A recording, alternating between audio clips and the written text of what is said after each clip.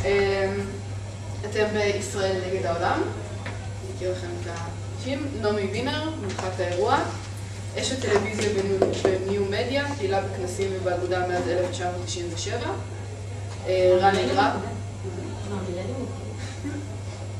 רני גרף, מול ועורך הוצאת גרף, מבקר קבוע בכנסים בחו"ל. ליאו דרמפטיץ', יליד זגרב שבקרואטיה, לשעבר נשיא מועדון מוסד המובחרים הקרואטי ופעיל בקהילת המדע הבדיוני הקרואטית מזה 12 שנה.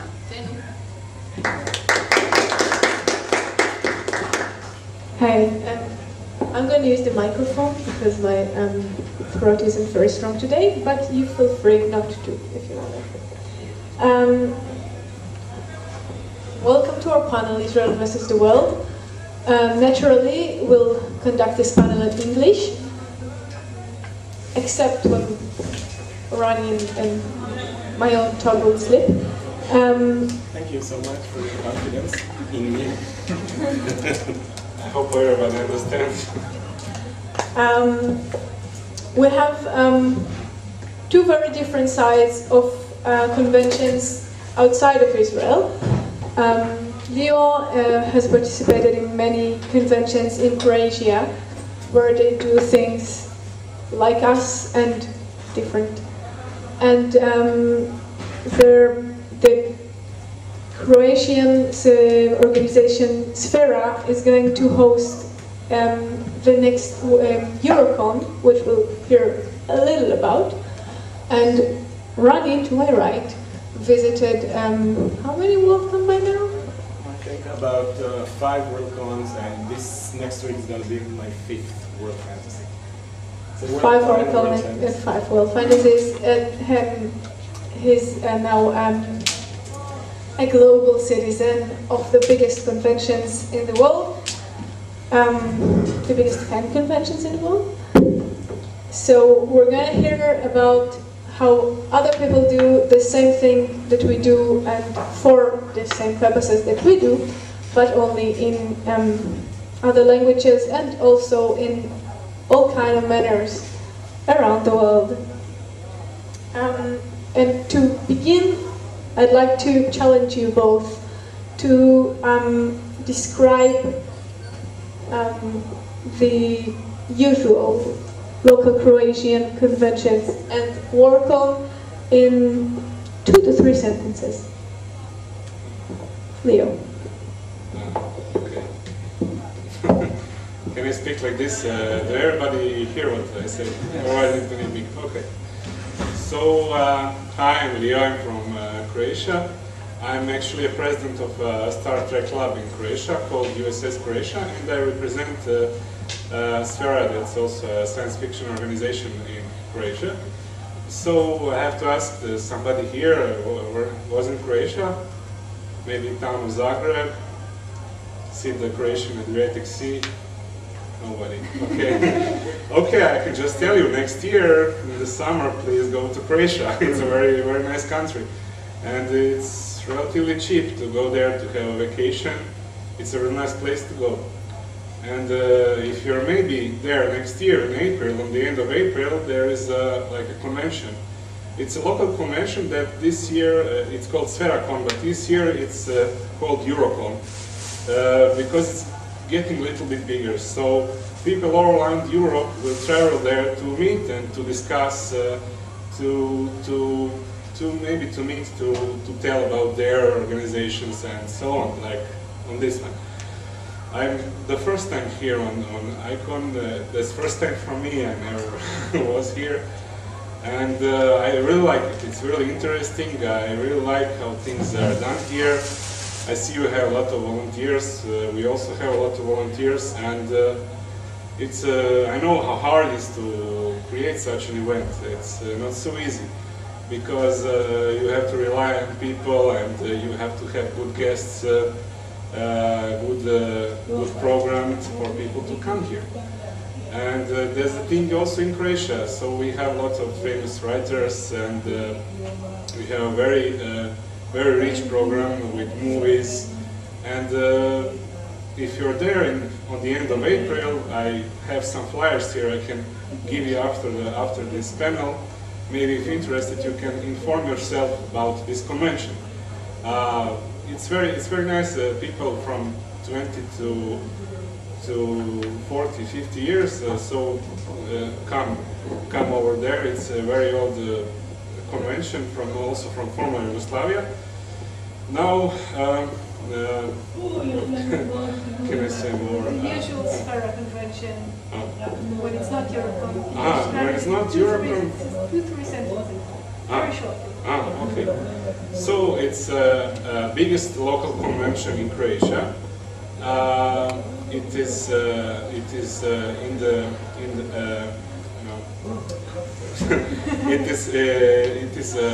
it is in the city of Zagreb, on the University of Computers and Computer Studies. So Not surprising. yeah. We rent there like a big room, and there you can see it's the same thing as here. You can see outside the people fighting with the swords. Inside, you have these panels where people discuss about topics they like, and you just need to meet the people. People are a little bit shy in Croatia. You just have to come to them and talk to them. They will not just come to you and talk to you. You have to come to them, say, I'm from Israel, I'm from a place where I come from, and they will talk to you. They're very open people. So it's good to be an Israeli in Croatia. You can say, I'm not from here, take me to a leader. And one more sentence. Yes. One more sentence. You're fifth. And then I'll finish. We have like this small places where every community has its own place where they represent themselves. So they have like a mini show every 1 hour where somebody says or invites somebody to a lecture or like a movie. Okay. Yeah. So Worldcon is very different from Eikon and apparently from Croatian cons as well. Can I talk like that? Because that's like bothers me. Okay, this is yours. And actually Worldcon is something that is very different from many other cons because it's simply huge. At every given moment in Worldcon you have about 20 panels at the same time. You have about 20 strips of programming going on at the same time, all the time, from 9 o'clock in the morning until 11 p.m., sometimes midnight. And that doesn't include all the events around it. The way to get around it is to actually acknowledge Worldcon as a few cons together under one roof. And you have the professional con where all the industry people, all the publishing people are meeting, and they have their own 1 or 2 bars where it's exclusively just them, and this is where they make connections, talk to each other. You see fans over there, but not many. You have the other bars where you have many fans, and you have, of course, the public grounds where you have what's going on here outside on a much bigger scale, and you see people dressed like the stormtroopers from Star Wars, but the actual costume, it's like they just went out of the movie. And Like a weeping angel. yes, exactly. And of course, many Star Trek suits and many other, all kinds of costumes. And you have the dealer's room, which is usually if it's in the United States, especially on the Western Coast, it's a huge dealer's room. Like, you go in and you can spend a day just there and still not see everything. And the dealer's room is divided into the dealer's area where you can actually buy and sell stuff, and the exhibition area where they also sell stuff, only in much more expensive stuff, like all kinds of special sculpture, like the alien from the movie Alien, made out of some special thing, and it costs about $20,000. So, and people buy that. you have one other difference from what's happening here is the fandom is a lot more adult. You see fans that are 60, 70, and 80 years old. They've already grown in life. They've been fans since the 1930s, 1940s. So they already have money. They already have a life. They already have a second and third generation of fans. So it's like a family thing for many of them. I personally know someone who's been to every Worldcon since 1950 something. And that was your 10th sentence. And that was my 10th sentence. Yeah. Well, it's good that we have very enthusiastic speakers, because then I can progress a bit. We've spoken about Worldcon and about Sphericon. Yes, Sphericon. What other kind of conventions do you know, have you been to around where you've been? This is where you speak about World Fantasy. Fantasy and other cons, and you can think about anything you want. Croatia. Okay, in Croatia we don't. Sphericon is not the only convention you can go. So in summer you have last Friday it was Rikon. It's in the city of Rijeka. City of Rijeka is a town on the sea. So there you can see some other cultures, some other people, like having their representations of their fantasy associations, what they like, they put movies, what they like, they discuss, having panels, like with teams, like with real professors from like lecturers from the university. Sometimes we heard a lot of new stuff from astronomy over there. They have a very good observing center there. Like they talked about space discoveries, and it's very interesting to see, because Croatia is a very small country. It's about the size of Israel, about the same size. I don't know. Tell me if I'm wrong. but people are like segregated, you know. Every place is a little bit different. Every place culture is a little bit different. If you live on the sea, the culture is different. If you live in the town, culture is different. I don't know how it's here, but it's a very small like Worldcon. Comparing to it, it's a very small convention with not so a few people. Like, I think here are more people than over there. So maybe if you're going to the sea and seeing this convention, it's good to just to come by, see what's happening inside. You'll find some people that maybe like the things you like. There's also Istrakon in the place of in the city of Pazin, where it's something like a dragon con. It's also about, yes. What's a dragon con? That's something in Croatia. Like, they have a dragons. Everything flows around these dragons. But they have also Star Trek and everything else. But they have like their mythology of their own, because Istra in Croatia, they have some ancient stories about giants and fairies and witches, and it's very good. They have also panels about that, and people want to hear. There are lots of books about it. It's very iconic. I don't know, somebody heard about it. You can check it on the internet. Google for Istrakon. Istrakon is a convention about that. Then you have Esekon. It's also in Slavonia. It's other part of Croatia. So I can tell stories, but for people just to know, they just Google like Croatia and conventions. You will find anything what you need to know. It sounds like you have a lot of different communities. Yes. Both coming into the convention and making conventions. What kind of communities are they? Like a geographical community, or based on dragons, or? Yes, mostly geographical, because not everyone can have money to come to the city of Zagreb to go to the big convention. Some people like to stay in their local communities and have their cons over there. So for them, it's easier to invite us to come from Zagreb to them, and and distribute flyers or tell about our communities. Representatives from the geographical communities come to Svericon and invite people to the different conventions all around Croatia? Yes. That's a lot easier. It's like a parliament of geeks. As opposed to what's happening here. Which is chaos of geeks. Yes. Usually, not only from Croatia, from Serbia, from Slovenia, from Bosnia, they all come to these conventions and distribute their flyers, and they tell people to their convention. But that's not the main thing in Svericon, right? No. The main thing is the programming. Programming, you have programs that are like pre-made. You also get the book, the program book, and there are lots of panels all the time. They have like 5-6 rooms where something is going on. They have like a bar where you can like buy beer or some cocktails. But the thing is, everything is like on donations. So you're really not paying for the booze or for the drinks.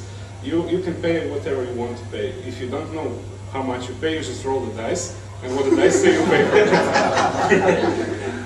it. We should adopt this. We should do that in the inn, in the Yeah, if you think this cocktail costs too much, then put this D&D dice with a lot of numbers and just...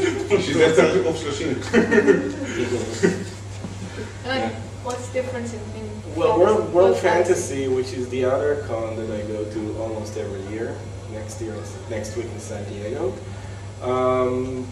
is very, very different because although it's organized by fans, and every year by the local society of science fiction in that same city or area, usually in North America, so once a decade in the UK. It's primarily targeted at industry professionals. You hardly see any fans there, you won't see any games or any costumes at all. All the people who come there are almost exclusively only writers, publishers, agents, editors, copy editors, and publishers from across the sea like myself. And what everybody does there, and there's only one strip of programming, nobody really cares about it. Because what most people come there to do, and this is the most important thing about World Fantasy, is sit in the bar from 11 o'clock in the morning until they close around midnight and talk to each other. Everybody's talking, and for me, as a public, and drinking, I drink mostly Diet Coke or iced tea, but many drink beer all day long. And it's really, what's good about it, it might be a little bit boring for fans because there are no any fanish activities there, almost not at all. Sorry? Oh. All work and no play. It's all work and no play, but it's a lot of fun work. I enjoy it a lot. And what's important about it for people of the industry is that they make connections. Because even though it's in America, most people in the industry don't meet each other only 2 times a year because America is so big. So it's like me coming from Israel twice a year to America to meet them. They also come from wherever they live to the con, wherever it is, and they meet those people about twice a year. It's not like I'm going back to Israel and everybody's just continuing to celebrate over there and, oh, I have to go home, what did they do? No, they have to go home too and work. It doesn't matter that it's the same country, it's the same nation. And this is very important for connections. It's even more important to learn what kind of new things are going to be published in the next year or 2 years. I always go to the panels. It's called panel, but it's not really a panel, where the editor or the chief editor of all the big publishing houses in the United States introduces the new books that will be published in the next year or the next 2 years, and they give you leaflets and they give you contact details, and that's how I know what's going on to be published in the next few years. Also, it's very important for publishers doing YA like I do, because many of the YA writers are publishing what we consider science fiction and fantasy, even if the mainstream doesn't look at it that way, and this is the most important place where you can meet YA writers, editors, etc. So it's like the city of bones. like young adult, like City of Bones, which I just started publishing here by Cassandra Clare, which is a huge success in America and huge success in other English-speaking countries. And it's already, only 2 weeks after it went out over here in Israel, it's already selling really, really well. First time I heard about it was in World Fantasy a few years ago. By the writer herself. Oh. Honey, we all want to read you. Somewhere. Okay. Next lifetime, you can be me. No, thank you. Thanks, but no. All right. Let's have you both take us all to a trip. I just bought a membership online, meaning I bought my ticket to the entire convention. Convention abroad don't sell single slot tickets. I don't get this why, but they just sell whole days or all. No, the whole convention. Usually they would sell the whole convention. Sometimes the whole day. Okay. Wait. Before you go into that, I bought my membership for the entire convention online. Okay. And I'm standing in the door to Sphericon and Worldcon. And I want both of you to take us to a trip inside the convention. Where do I go first? What I see next? Where do I go to see something going on? What do I do at night? Step by step. And I'm going to cut you and go to the other guy. So I'm going to be between the two. We'll start with Sphericon. Standing in the door, bought my membership. Where do I go? Okay, first thing, you come to the university where it is. It's a university. And you enter, you have to go to the check-in desk. But before you go to the check-in desk, we made a little maze of drawings from children, because before actually the con starts, we hand out some tasks to the children. So we tell them to draw something from science fiction, or to write a story, or to make a sculpture, or something what they want, and we just put it on these big billboards that go like a little bit like a corridor, and stepping on the side of the wall into. Yes, you just step inside like a big room full of pictures. That's first what you see until you go to the check-in desk. And you can check out. You can see all the names, and after that you can say maybe a picture was very good. You can tell them, because after that there is like a panel where they choose the best drawings, and the kid gets a reward. The children are the kids of people coming to the con. No, we involve all the schools. The high schools, the middle schools, we involve everyone who wants to participate. We encourage young people to write stories. We encourage also the people to, I don't know, to make movies, or to represent them on these cultural conventions. Yes. And after, when you get your accreditation, you get a small book. In this book, you get like a program, so you know what kind of program. Where is the games? Where is the panels? Where is the things about what you want to see? And you get one bigger book that's like a collection of science fiction stories from this year. So you can also check them, and they also pick the best story from this book.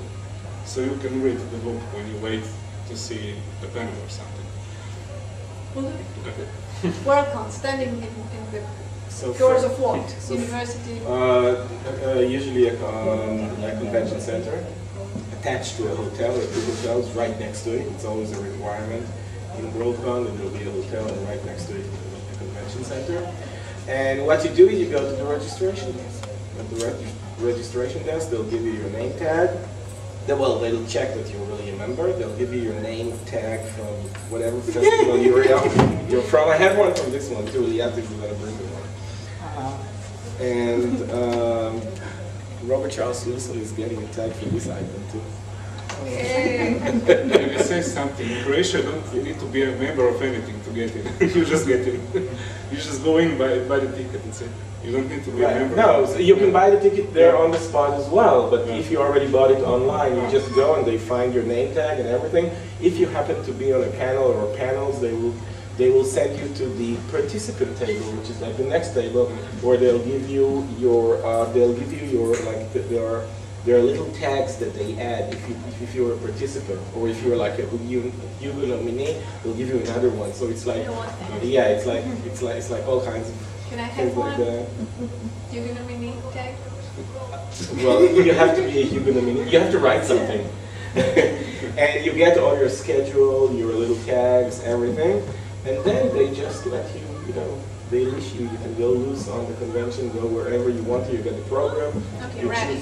You just checked in, got your thingy with a tag. Yeah. Where do you go first? First, I would go to the main lobby area, because I know that's where I'll meet most people. And usually you just have to stand there for a minute or two, and you'll see somebody that you know, and you start talking, and then you go to drink some coffee or something, you check the program, you see which panels you're most interested in. You're going to listen, you're going to participate in one. You can go to the green room. Participants have green rooms, so they can come before the panel, drink something, take a bottle of water with them, and go to the panel. And evening, you go to one of the bars. Wait. Yeah. Oh. No, it No, it- First we'll go into the program. Ah, right. Okay. We came into, we went through the maze of children pictures and sculptures and Yeah. lovely creations, and we checked in and got our program book and story book, which is nice idea. Yeah. And what do you do next? Where would you go? Okay, if you get your accreditation and everything, behind you, you'll see like a big table full of books from all kinds of publishers. Not just books, also action figures, also art pieces. Some people sell their art, and you can also buy gamer stuff like Kind of like in yes. Iceland. Yes, like you saw here in front. And also you can see a stage, like with microphones and with speakers, where people come and call people from the hall to go to the panels. So if you don't really know what is going on, you just stand in the hall and wait for somebody to take the mic and call you in. So you know what's going on, and maybe it's a game outside. Sometimes they organize like a game. They put these chairs on wheels from the office, and they just make a race. Yeah. We can learn a few things from them. Wow. Yeah, they like to do They don't do that in World games. Con. Yeah. They do so many things over there, but not that. Last time I was in WorldCon, your time was in WorldCon, Yeah. I just stood in the hallway and Darren even attacked me with a sword. So I think it hurts. Well, I certainly missed something, because Lara never attacked me with a sword. You don't think, yeah? No, I'm not a girl. Yeah. Well, next lifetime maybe it'll be you. And then Larry Niven will attack me with a sword. We'll switch. Okay. Okay, I've been to the registration desk, and I went to the main lobby and talked with a few people and had a couple of coffees, and pumped on coffee. So and you want can to go, go you can do. Well, wait a minute. Before supper, you have to go. What do you do? Before I go to supper or dinner, I go to the dealer's room. Dealer's room is like a Luna Park for every fan, or every science fiction fan. Whether you're a publisher or a writer or a fan or a reader, whatever, you'll always find something there, and that's big trouble. Because not only you pay for those many things that you like, then you have to pay extra for your luggage, or for the post shipping that you do. If you buy too much, and you always buy too much, you just ship it, and that costs too. So you always take like another $100 just to send books back or to pay for the extra luggage. Not another $100 to buy books. No. Ship them Just to ship them back or pay for the extra luggage, whatever. But and it's not only books that you find there. You find there little sculptures and many other things, as you know, because you've been to one. Well, you've actually we been. have audience here. Yeah. Yes. What does it look like? The dealer's room. The dealer's room is huge. It's in a very, very big hall, very, very big room. The word room is too small to describe the place. And you have many, many tables and counters over there where many, many dealers will present their commodity. Now, some dealers might be from, first round bookstores, which means like they'll have the newest books out. Some will be from second-hand bookstores, so you'll find books from like 1960s, 1970s, 1980s, some rare editions with signatures and stuff. It's not just prose books, also comic books, also drawing books, also DVDs or VHS tapes, if anybody still remember what that is. You can find anything over there. The bigger the dealer's room is, and usually, as I said, in California, those are the bigger ones, and you've been to the biggest one I've been so far, by the way. So the more you're going to find there. And also, there's the art exhibition where you can buy crazy stuff for huge amounts of money. Like the sculpture from Alien or sculptures from other movies that were made by fans or by fan artists, so it's professional. It's not amateurish, and you can spend lots and lots of time over there, lots and lots of money. You have special bookstores like Borderlands. Borderlands is a specialty science fiction bookstore in San Francisco, but they have a stand in each North American convention, at least World Fantasy and Worldcon. I don't know about other conventions. They always come there and they have huge selection. What else is there? Can you remind me? I probably forgot something because there's so many things over there. Basically, you just go there, let yourself just stroll around, give yourself a few hours, if not more. Give yourself a few hours every day. Because you'll always find something new. And then by the end of the convention, you'll just find yourself with many new things. Oh, t-shirts, very important. Always buy a t-shirt, at least one. Also, you have how do you call it? The place where you leave messages for each other, the Ouija? You remember that? You know what I mean? Yeah. I forgot the name. They have a place only in Worldcon because it's so big. You don't need it in smaller convention, but because it is so big, you have a special place in each Worldcon where you find, and this is one of the first places you go to actually after registration, where you look under. They have like a special board where they have letters, and you look under the name, under the letter that represents the letter of your last name. And if somebody wants to look for you there, because it's somebody you know, somebody you met once, somebody you, I don't know, your pen pals or whatever, you just leave a message to the person over there, and you look for messages that were left to you. Now today with emails and smartphones and everything, it's not as important as it used to be, but it's a lot of fun, and they still use it a lot, even now. So, and it's got a fanish theme into it. So, yeah. Right. So I was in the hall racing on wheelchairs. Not in the hall. You have to do it outside. Sometimes we don't have no room for that. So I raced outside, and then I got into the hall, heard people calling you into the panels. Yes. Now, what would you do? I'm usually in charge of Star Trek.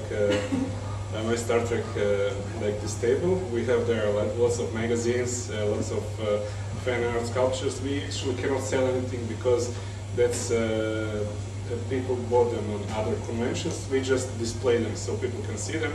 Maybe find out some about our organization. Maybe I don't know.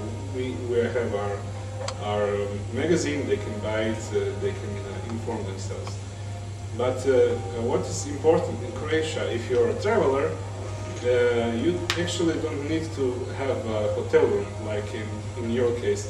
You can just come with your bag and you can leave it on the info desk. There's a room where the people leave their stuff. So you can go around, like check out what they have, and after when you go home, you can just take your stuff back or go to the sleeping area. Sometimes they prepare a room just for people that have sleeping bags, so you can sleep there.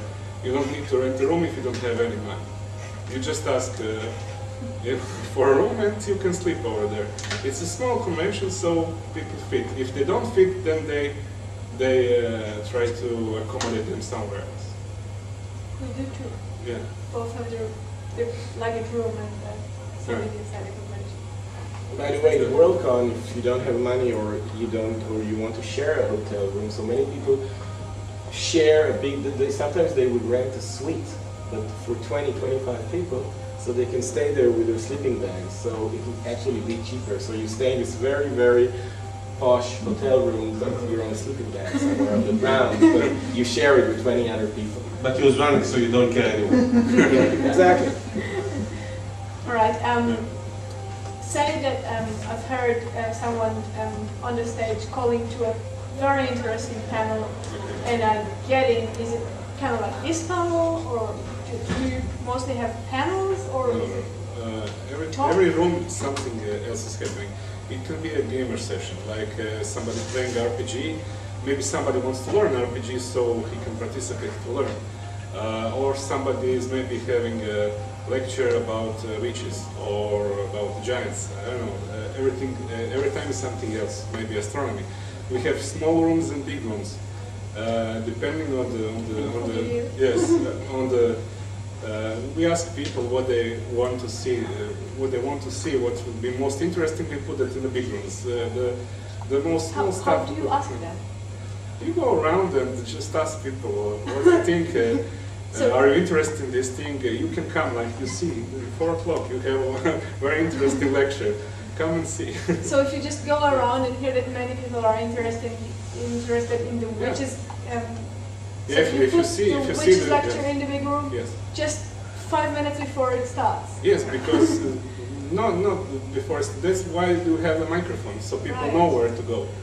Oh, but you have the program. You have the program. The program changes. You know, the program changes. But we try to be on the schedule. We try to be on the schedule. But sometimes it's a pity to have a big room that nobody is coming inside. So we change it. So you mostly have panels and talks and lectures. Yeah, games. The games are very important. In Croatia, people like gaming. I don't know why. I'm not a big fan of gaming. I only play on a PlayStation at home.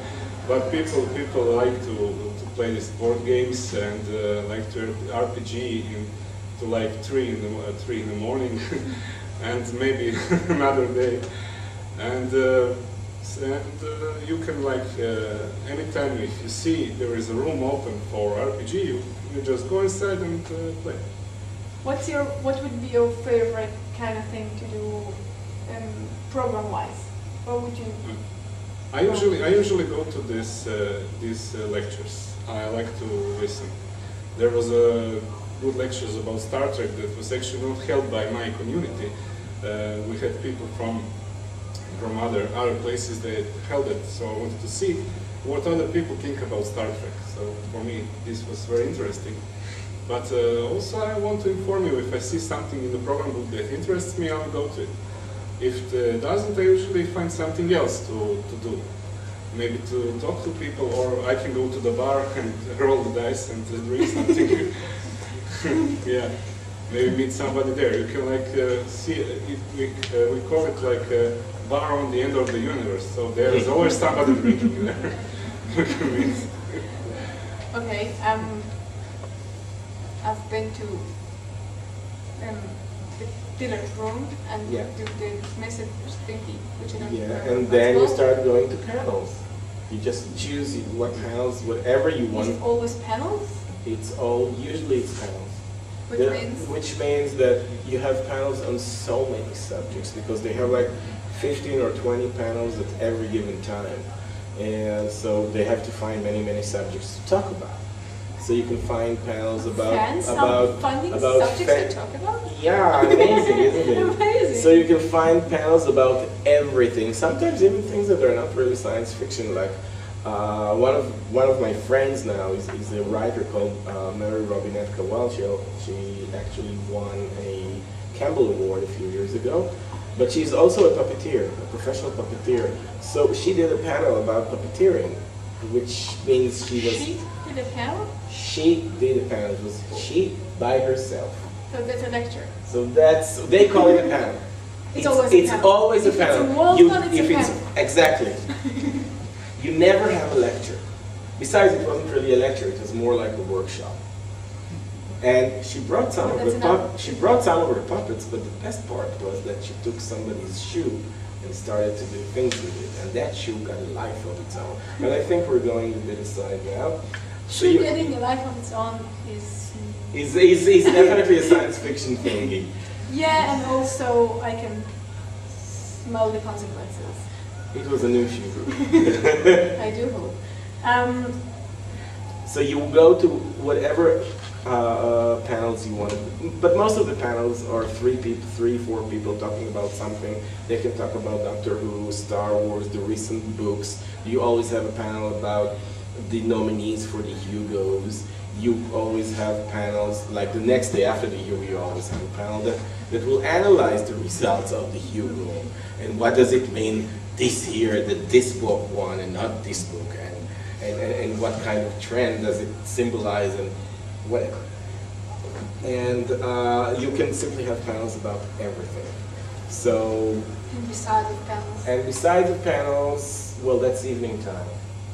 Evening time you have... No, I'm talking program-wise. Program-wise? What would create a program outside? Sometimes... Like, you speak about Hugo nominees and day after Hugos, but then you leave the Hugo. Right, no. And yeah, but of course you have two very important events during Worldcon. One is the Masquerade, which is one day before the Hugo, and it's been going on for, I don't know, I think since the 1930s, where it's simply exactly what it sounds. It's many people sitting in a huge theater, and on the stage, fans are presenting costumes that they've been preparing for the last year. Marching on stage, usually to the sound of the music that they chose, and then you have winners in all kinds of categories, and it's spectacular. Some of those costumes are, they look like they came out of a Hollywood movie. The Masquerade I've gone to was the one in Los Angeles, and it was because it was so close to Hollywood. It actually felt like it was a Hollywood event, and it was in a huge theater. I think they had 3,000 or 4,000 seats over there, and it was totally packed. And this is like a thing that people are getting. What kind of costume would people present? Like things it from could anime, it could be things from anything. It could be things that were related to a popular movie, or to an iconic movie, or anime, or comics, or just to books, or simply, imaginary things, not necessarily related to any kind of book, movie, TV show, or whatever that we know. It could be anything, and you have to see it at least once in your lifetime, if not more. And the second? And the second event is, of course, the Hugo ceremony, which is like the heart of Worldcon. No Worldcon is complete without the Hugo ceremony. And it's done very professionally. All the 5 ceremonies I've been to so far were done very professionally. They have like very famous authors. Yeah, very professionally. Like Howard Ellison, groping Connie Willis. That was very professional. Well, sometimes within the professional ceremony there are some unprofessional things going on stage. By the way, Connie Willis wasn't so offended from it. Yeah. Oh, every other person in the room was, but she wasn't. I guess they know each other for many, many years, so she already knows what he's capable of doing. By the way, speaking of Howard Ellison, just a few hours before that very famous incident, I went to his panel. His panel, I mean, they called it the Harlan Ellison panel, but it was actually the Harlan Ellison stand-up. And he was telling there like crazy stuff, like what he's doing to publishers who didn't follow the terms of the contract according to his view. He said there was one publisher that he didn't like for some reason, never mind why, that was during the 1970s or something. So he went to the post office and sent him once a week a huge rock by post. And why? Because he knew that somebody from his office would have to go and carry it all the way to the office and bring it to his own office, and they'll have to open it, and then it's a huge rock. He did it for like almost a year, until the other publisher said, okay, I give up, you get what you want. And he can be as funny as he is and intelligent as he is, he can be a very unpleasant person. So I'm kind of thinking if I should publish him. Because if he's not going to be happy, maybe I get with what I do, I might get many, many rocks in the mail. But transatlantic rocks. Fine. I don't care. It'll be an American rock. Any things that are not panel or lectures in spherical? So what's interesting that we have also those quizzes where people, audience can participate and get rewards. Rewards can be like drinks in the cafeteria, or some tickets to event, or some DVDs. Everybody chooses what they want for this quiz or a game. So it can be like a Star Trek Wheel of Fortune, where you turn around the wheel and there is a question. If you don't know the question, you get out. Somebody else comes and takes the reward. And also, it's very about the panels. When he was talking, he had some fun moments. We also had a fun moment. We made a panel about Klingon singing. So we like put all the people in the one room, and we like put on the projector like some words for the people, and the people started like clapping on the table. And everybody was too loud, so in the next room there was another panel. So they say we are too loud. And we had to cancel it because people are just making so much noise, so we had to cancel it. But it was very fun. Like it lasted for 10-15 minutes, but it was very funny. Shortest panel. Yeah, it was the shortest panel, definitely. But those games are in the main hall, so they don't need to be in the room because they have the stage and everything. And on the stage, maybe somebody comes inside, like from the street, and see, wow, some game is going on, and he just sits and watch. So we have a big audience, and we just call somebody from the audience and for the game, and it's very interesting. That's the one thing. The other thing is the form thing, like where we call all the people in the main hall to a big room. And there we give out rewards for the best stories, you know, for kids, what they did for the best pictures, for the best, everything what we can think of, the best costume. Like, we give out those rewards and we say the name, we show what they did, and kids see that their effort to do something paid off. They didn't do it like for nothing.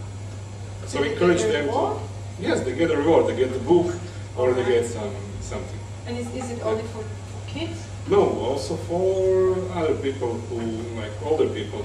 Some people are like 60, 70 years old, they also write stories. We have a special, when we are done with the kids, we talk about there, and then we read like parts of their book to the people what they were like to. Part of the stories. Yeah, part of the stories we read out loud. Somebody who has very good speaking ability speaks. Yeah. Do you also give awards for like the best science fiction novel? Yes, for the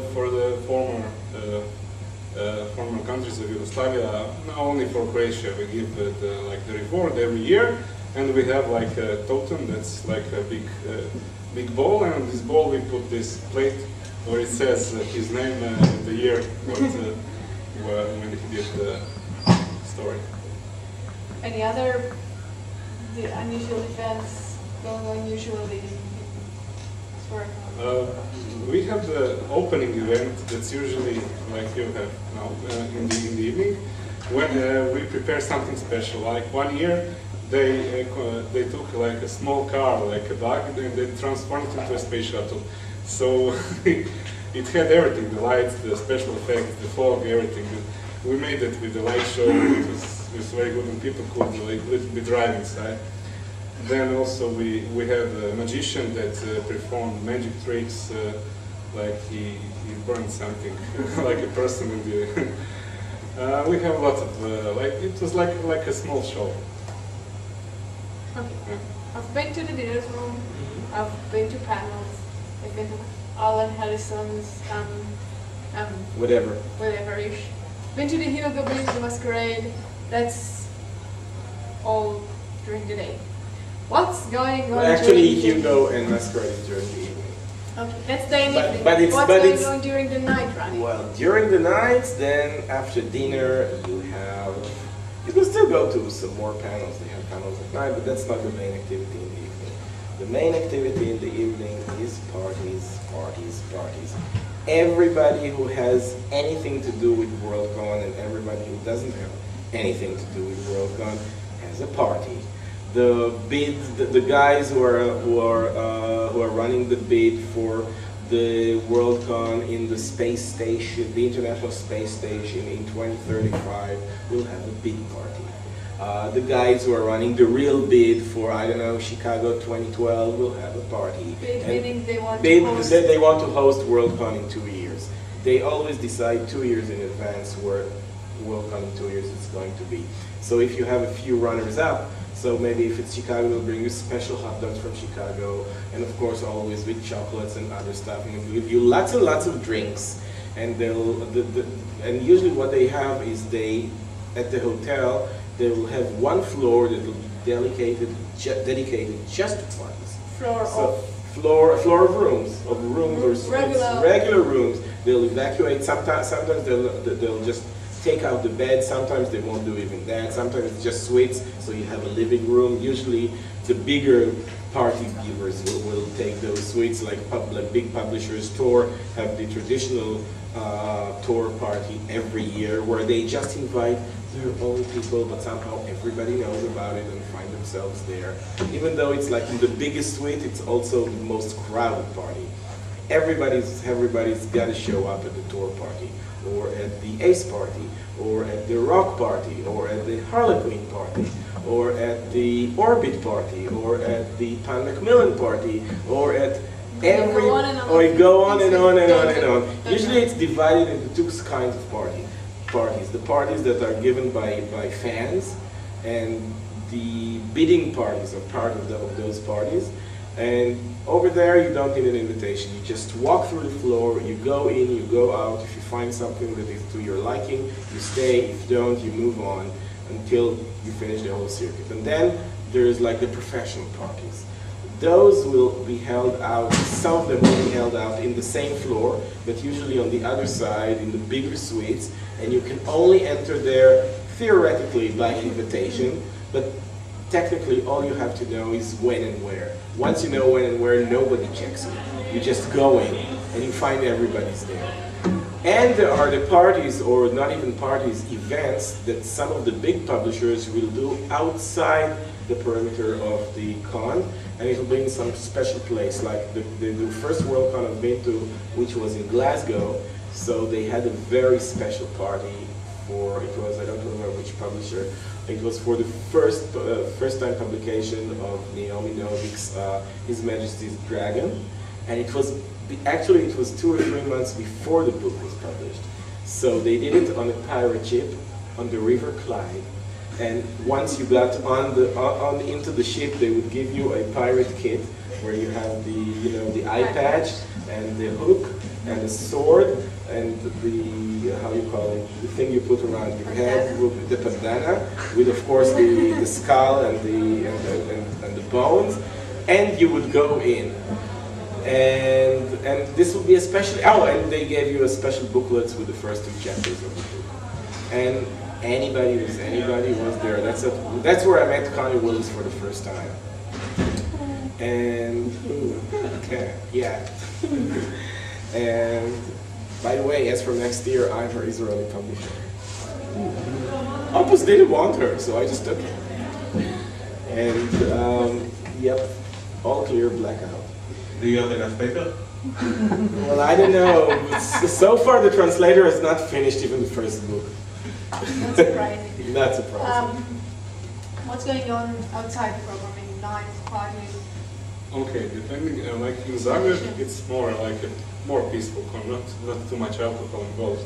But if you go like to a little bit more down to Istra, on Istrakon, you find like a tent, big tent. Inside you can find a bar with rings, and you can find a stage, and there's a dance that all night we have live music. Live bands playing? Yeah, bands playing.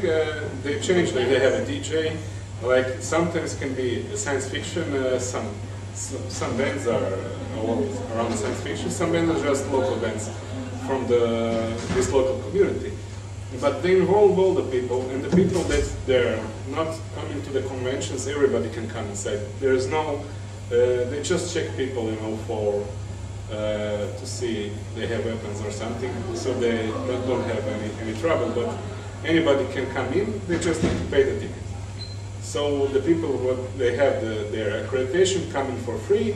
The other can come, but they have to pay like for a small fee.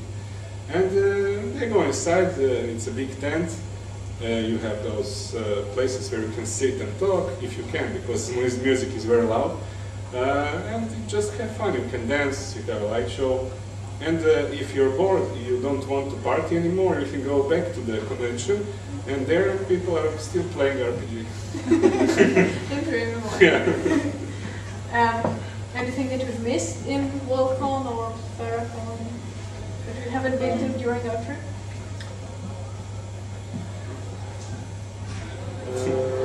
Probably yes. I just can't think of anything right now. Okay. Maybe I can say just Okay, you go first. Okay.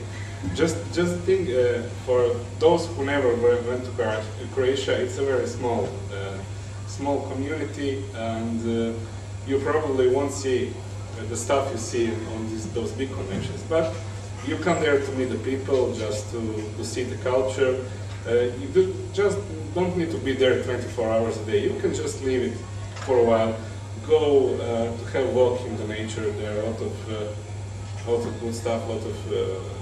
Then you come back to the convention and continue to party. It's not really something that we've missed, but you talked about the people. So I remember the first time I came to Worldcon, and that was in Glasgow. So I flew all day because I flew from Tel Aviv to London, and I had a connecting flight to Glasgow. So by the time I got to Glasgow, I was already, poor me. And I went into the lobby of the hotel, and I thought, wow, I flew like all the way across Europe, and I find the same kind of people. They all look like they were people from Eikon. Same faces, same types of people. They were doing similar things, carrying things, doing stuff, very passionate about things. And I thought, wow, isn't that, I don't know, that's from Tel Aviv. No, I'm in Glasgow now, and they all look the same. And to the more conventions I went to, Weltfantasy, Worldcon, wherever I was, last year I went to Australia to Worldcon, it's always the same people. You see the same type of people doing the same kind of things. You can just spot a geek or a fan like miles from miles. So sometimes you can spot them on the plane coming in. You know that they're going to the same convention as you are. Yes, you can spot them in the Frankfurt Festival. Yes. You know when I got that? When I really got that? Mm. When Lara Giffen attacked me with a sword in the middle of the lobby. I knew it was good for you. One more thing, on Istrakon, when it's lunchtime, you just go out and you see a big kettle boiling, like full of beans and meat and stuff, and you can like just take a plate and eat from it. Yes, yeah. You get a slice of bread and you just taste these beans. This is amazing. You have to try it. Much better than the gach we used to cook. Homemade Right. You've been to around Eikon, you took around, you've seen a bit, Yes. and you know Eikon very well. What's the single And I do mean single, different thing between, the most different thing between what we do here in Eikon in Israel than what we do in Spherical or Worldcon.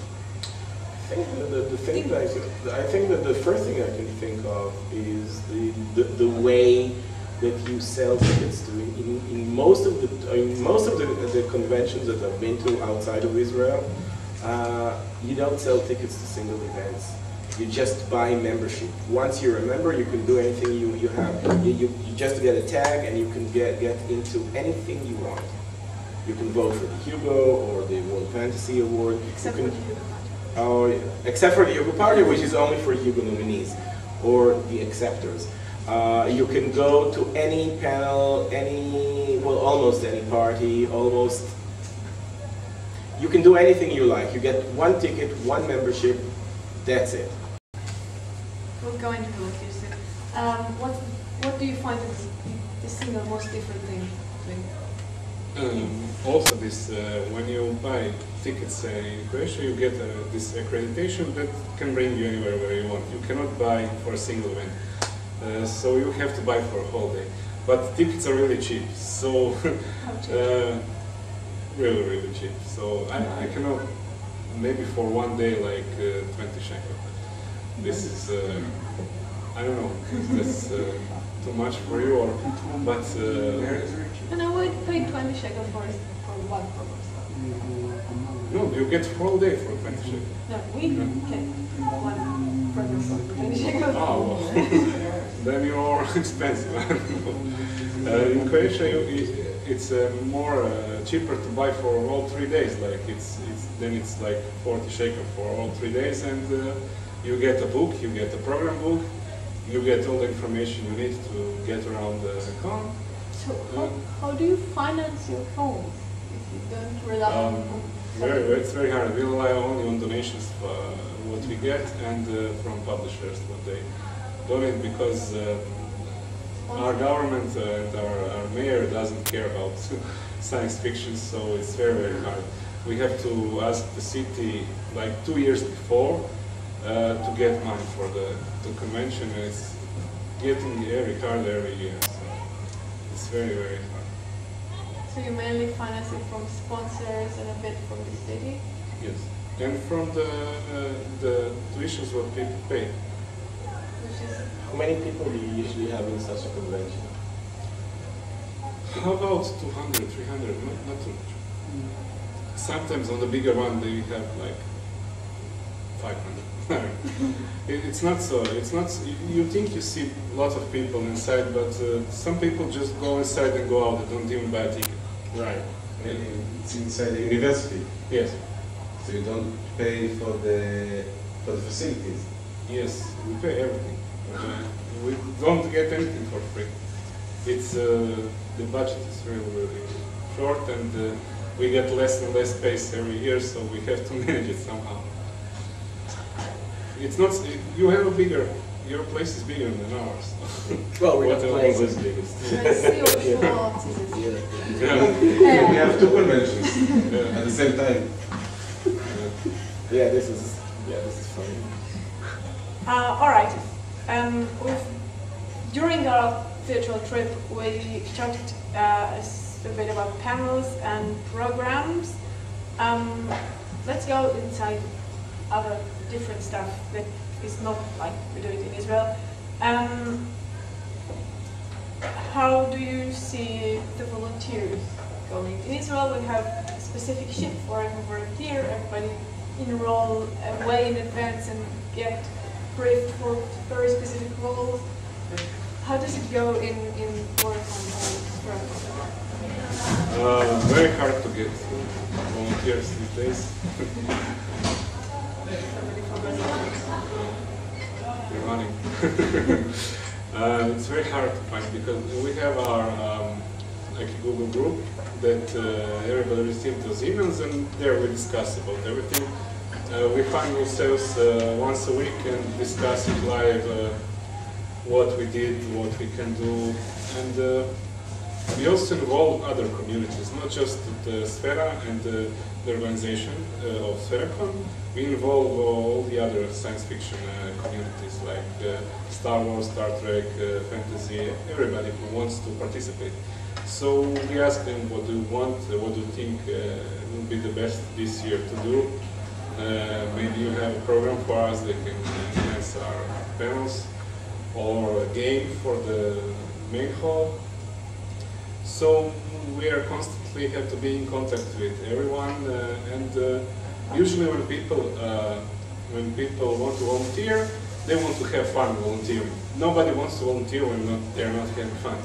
So you have to give them the basic needs, like give them a free ticket or give them some food or something so they can volunteer. Nobody in Croatia we have a very bad economical situation right now, so a lot of people are out of jobs, so they have to if they volunteer they expect to get them in or something. Okay, so you just talk among yourself in a Google group and see who's going where? No, we basically we found this one day. We just have people that are very good with people management, and they talk to people what they want, and we put a paper out, and people write their name. During the convention? No, during the meetings. All right. Before. Everything is done before the convention. So we have people that do the management. You get your task. I only volunteer. I'm not involved in the management because I have my own community to manage. So I don't have long time to go to participate. Sometimes you have to participate 3 times in a row. I don't have time for that. So I just communicate with them through email, through Skype, and I see what is my task, what should I do. Maybe I'm doing the Star Trek bridge reincarnation for the convention. So I'll just put my people on doing the bridge. So everything else, somebody else is doing. So yeah. A lot of, as far as I get it, all kind of things inside the convention are done by different communities. Like the con manager would say, you're in charge of building a bridge, and you're in charge of building a dragon, like a dragon, or Stargate. We once will build a big Stargate. When you enter into the convention, you actually enter to the Stargate. Nice. Yeah. Volunteers involved. Actually, I haven't volunteered. But you know what's not. I'm not sure that I know how it's done. I know that you can register for it from all over the world in their online site. And then you come and meet many people over there, and you do stuff. And I think you'll be more capable of me telling about it because you've actually done it. It's this. I haven't volunteered there. You haven't volunteered in LA? I'm going to WorldCon. I don't want to do the same thing that I do here. I want to have fun at WorldCon. Well, I go to WorldCon. I want to have fun at WorldCon. I did sit with the volunteer manager and had a long chat about volunteers. Right. So you probably know more than me because I usually sit in WorldCon with publishers, writers, in the bar, and just being me. Well, Ryan, let me tell you. Yes. That during WorldCon, they have a room full of volunteers. And if you want to volunteer, you either register ahead, and if you have some kind of talent, you can do something along these lines. Or you just, anytime you want to, come into the volunteers room, and they can be a couple of people there or 20 people there, just depending on what people want you to do at the very same hour. And somebody would come in and say, I need 5 people to carry water from the store and people would just go from the volunteering room and help. And if they don't have enough people, then they just don't. Right, very interesting. Yeah. And I've been there for 5 years and I didn't know about that. Volunteers room running. Right. Maybe I'll check it next time. Let's go to a different kind of guest of honor. Who would you invite to be a special guest? Before, I wanted to say about volunteers. We have, when the con is and the party is over, we have some people there still there and talk. So we organize a CSI session CSI like a TV show? Yeah, we call it like a CSI session, but it's really volunteer stuff. You go around and collect evidence, you collect trash. so you involve all the people in the convention, not just the volunteers. Because what the mess they leave behind is very interesting. Creative methods to make people do it. Need to write it down. Guests of honor. Who would you see as guests of honor in historical versus Worldcon or world fantasy? World fantasy has guest of honor? Well, this year, is a writer there? yes, but those who are guests of honor, they would invite them on the expense of the con. So just that. And it's always about the theme or something, and they always try to have somebody more famous. Like this year, the guests of honor in San Diego are, you might have heard of them, somebody named Neil, and somebody named Connie. Have her something. Yes, I think so. I'll work on that. And on WorldCon? And WorldCon, you'll probably have the same people. Usually you'll have like In WorldCon you'll have a writer guest of honor, an editor guest of honor, a publisher guest of honor, and an artist guest of honor. Did I say artist before? No. Artist guest of honor, fan artist guest of honor, and probably something else. They'll have one of each category. And usually it will be something to do with the setting of this special WorldCon. Like last year I've been to WorldCon in Melbourne, Australia, so the artist guest of honor was Sean Tan, who just a few weeks later went on and won an Oscar for his Lost Fame short subject animated movie. So I actually talked to him a few weeks before he got an Oscar, which was very, very cool. So they'll, like if it's in Australia, they'll have an Australian artist or an Australian writer, an Australian something. If it's in Canada, it'll be something Canadian. If it's in America or the UK, so they'll just go along with the theme or with somebody who hasn't been there before, or they think he should be. In this huge WorldCon, you only have one author guest of honor? One author guest of honor, one other guest of honor, yeah. So what do the other writers do? Oh, they just come as members. They don't come they just come, you know, they just register just like you and me. They have to buy their own hotel, they have to pay for their own membership, pay for their own hotel room, pay for their own flight, and they come just like regular people. No, that I want to adopt here. Yes, the thing is that over there, some of them just have to drive a few hours, just fly like 2-3 hours. It's a bit hard to do it in a country that is so far away like ours. And Australia was an easier case because even though it's more far away, everybody speaks English over there. Here it's like it's got this problematic image and you still have to bring them or lure them. Problematic image, Israel, really? But what kind of guest of honor? Let's not go into politics here. What do you have in Sverige? Or so next year we have Tim Powers, Darko Matsan, the inspiration, and Charlistos. Ah, so very nice. Big author names, basically. Yeah. And Darko Matsan, he's a Croatian like artist who makes those small comics. And he's famous, I think, for doing something. Sorry, I don't remember. But in the USA, he's also very popular. Some of his comics are very popular. I heard that. I really don't know what. I'm not so into that. But I heard that people know him. Like. Did you translate a lot of science fiction famous writers to Croatian? Yes, we do. Our publishers do that because in the past it was very hard. In Croatia, when we were in Yugoslavia, it was very hard to find those books. So people didn't know English. They have to travel to Italy or to Germany to. That's why we even came to existence. It was Sfera was a book club. Before. So from this book club actually came the society. Nice. So we have like a library from all those books that people collected. You can borrow. So I guess Tim Powers was translated to Croatian if he's a guest of honor. Yeah.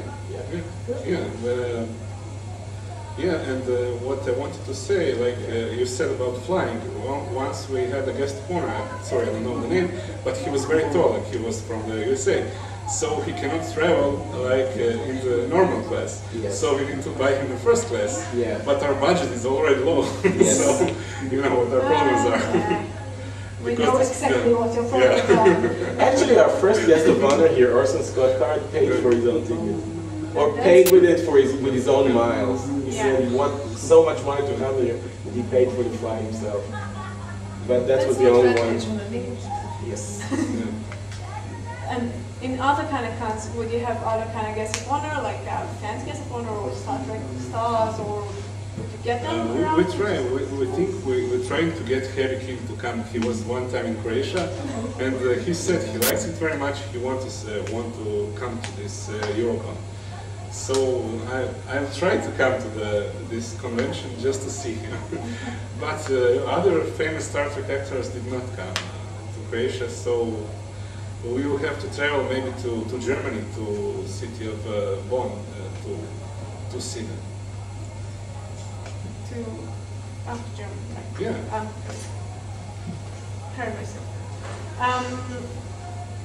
What are the average age, you'd say, of the audience in Croatia? Very young, very young. Young, like the Icon, or? Maybe, yes, maybe younger. We have those children who always come that do this art. They have their stuff, what they do, and we have like students usually from 20 to 30 years, and we have also the old generations, because there are a lot of old generations. They came there before, so they're keeping the tradition of coming there. So most people would be 20, 30. 15 to 18. Yes, but we have also older people. What? Yes. Welcome. Ages. Oh, the range of age will be a lot more extensive. You get people from early 20s, even teens, to the 80s. You see really old fans over there. First thing that struck me when I was first time in Worldcon was the amount of older people, some of them using wheelchairs and canes and all kinds of walking aids. And because the tradition over there is so old, it's like it began in the 1930s, so the first ones are either already dead or very, very old, and they still come. And sometimes, as I said before, they would have second or third generation fans in the family, and people come there with families. It's like, for them, it's like a vacation. This is the place to meet every year. So, yes. What most people would be around? Most people would be, I say, around in their 30s or 40s. It's older than Icon. Oh yeah, way older. And that's why they have it like in hotels, because most people are already in the stage of their life where they can actually pay for a hotel room and travel to somewhere else. So, yeah. We can't tell you. Yeah. We've discussed the bar.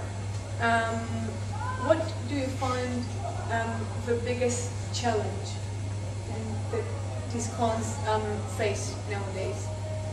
Which con? Worldcon? Worldcon and Sphäricon or any other local con. What would be the challenge is first of all, the challenge is to collect money for the con, because we tried to make our first Star Trek con, we couldn't do it because the culture, I don't know why, they don't give too much to the student organizations and science fiction communities like ours. They don't find it very important. So most of these conventions don't even get realized because people don't have any heart to help us organize it. So actually there is a miracle every year that we have a big convention like this. And mostly a lot of people give donations. Without the donations, I think there are not... Lots of regular people, regular fans? Yes, fans and like big publishers, but sometimes if the book publisher sees that the guests of honor are not the ones they publish, they won't sponsor it. We have also this problem. So the biggest challenge is really to collect the money to make the... Have you ever thought,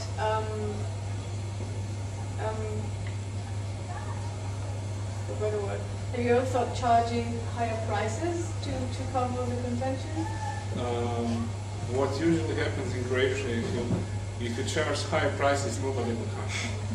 So you have like a two-edged sword over there. Free competition. Yeah. I think, well, I'm sure Worldcon has budget issues as well every year, but I think the challenge that faces Worldcon and probably World Fantasy as well is that every year it's organized by somebody else. It's not like Eikon or Sphericon, that the same people like organize it every year, same team, and they can pass on the knowledge. Over there, it's like every time it's in another city, which is really far away from the previous city. So it's like the local science fiction society is doing it, and the last time they've been doing it was like 10 years ago when it was in their city, or maybe they've never done it. And you can feel it that sometimes things don't work all the way to the, as it should, just because it's organized by fans, but then that's the magic of it too. So it's a challenge and the spirit in the same way, in the same time. As long as the bar works. As long as the bar works, everything is fine. Right, let's get to the conclusion with a few very short questions. Please answer shortly because we're running out of time. Now that we've discussed all the different things in more depth, would you like to change the most different thing between Israel and the world, the thing that really affects constantly? Yeah, I think I know exactly what I'd like to change, but I don't think it's very practical. No. Do you like to change what you choose to be the most different thing between Israel and the world? I'm sorry, I didn't understand the question. You chose earlier. Yeah. What is the single most different thing between Israel and world? Would I like to change Would it you like here? to change it now? No. Change your choice now? No. Or is it still a thing?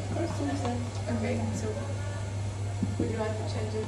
Did you keep on previous on? Did you keep on going with your previous answer before you got to the right question? Sorry. You started saying something. But you would like to That What it would was you so like to practical, change? something like Yeah, that. because previously I said that the most single change from Worldcon or World Fantasy, or any world, most cons in the world to Israeli cons, is that over there you just buy memberships, and here you have to buy tickets for every single event. And I think this is the biggest change from, and yes, I think there still is, and yes, I'd like to change it so it will be the same way here too. That's what I'd like to change. Give the option. But I don't think it's very practical here for all kinds of organizations. Right. What would you take, as much as you've seen, from Israel to Worldcon or Sphera? Would you take anything? I don't know. What the difference is that I think the organization, when they're like so big people working on it, so big opportunities to buy this, those you said those artworks. Mm-hmm. You don't have opportunity to buy this on Star. Yeah. You don't have the opportunity to buy it here either. Yeah. Yeah. Croatian artists, they do wonderful stuff, but they're not. I don't think everybody's like into Star Trek when everybody's into Star Wars, and you have you cannot just sell this stuff. I think you have to have a special license, I don't know or what, because they charge you if you sell something that's. Oh right, so you're talking about the stand selling. Yes. Sorry, we went touring the convention and we've seen the stand selling fan artist stuff for them. The convention is selling the stuff for them, so they don't have to get any kind of license or receipts. So that would you take from Israel? Yes, this is very nice because also we cannot give receipts. If you give receipts, you're selling something. But the So, con can yeah. give receipts. You can give? Yeah. That's what I'm saying. The con can give receipts. That's good. I think I will take that. home and try to do it. Good luck. Yeah. You know, I think Worldcon and Weltfantasy are both very old establishments. They already set their own ways, and in Eikon, both Eikons actually, you can still feel the hunger, because this is a very young convention. So people are, I wouldn't say more passionate, because over there people are very passionate too, but maybe they're trying a little bit harder, and they're a bit more creative than over there, where you have to do this and that, and you have all your squares. You just have to put things in the squares, and that's it. And over here, it's a little bit more fresh. So maybe that fresh spirit. Lovely. Anybody have any questions from the audience? Go for it. I have two questions. First one, the Eurocon next year, it will be held in English, or? Yes, some panelists speak in English. The guests of honor speak in English, but some local stuff you can say when you come there. You can say to the person who speaks, please, can you tell it in English? And he'll say mostly okay. I don't know if he knows how to speak English. Sometimes if he does not, if he speaks, half the program is in English. I can hear here if somebody wants to go to Eurocon. Or if you just see the flyer and see what's I have to use flyers and information about Eurocon and Zagreb and Sfera. You can take this if you want and inform yourself about it. And I have another question. Yeah. Is there a chance that we can bring Eurocon, or maybe, I don't know, Worldcon here? No. When That's there's not peace in Israel. That's the issue. There is peace in Israel. The problem is Eurocon this. is, I've never been to Eurocon, but we've discussed it. I'm sorry, I'm answering. No, okay. We've discussed it a few times in the past, after a few people were in Eurocon and see that it's not as big as Eikon. Eikon in some manners is bigger than Eurocon. So physically, we could in a perfect world bring Eurocon here, but it's not. It won't happen. First, because we have to be part of the European convention community, which we aren't. We have to be a part of it and come and bid for after they know you for a few years, you can come and bid to bring Eurocon here. And second, because there are a lot of people that object coming to Israel, and specifically bringing official conventions to Israel, because we are a problematic country. The one international convention that we tried was cancelled before because of the convention was cancelled because of the Armageddon. The Intifada. But not in Israel. Yeah. So the Armageddon was afraid of the Intifada. That's nice. Armageddon was afraid of it. We've been telling jokes about it for years and years, right? Do you have time for another question? Okay, so we'll just go outside. You can take the flyers and see what Eurocon is about.